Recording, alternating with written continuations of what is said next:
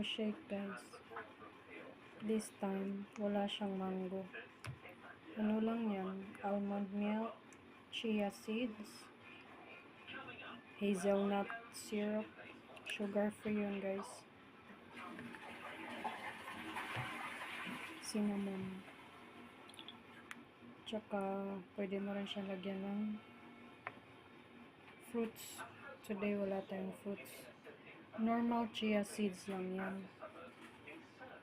Sa next week ulit, ito ang gagamitin natin.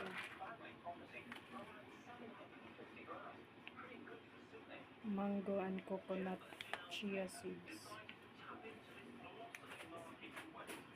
Salamat. Tapos ilagay natin sa ref. Tapos palambutin natin bago natin kakainin.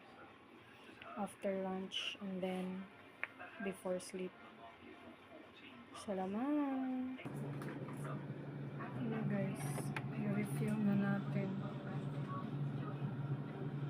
yung for 1 week natin. Tapos dito pa sa baba. Yan yung sobra nilagay ko sa parang ano lang ice candy. Yan.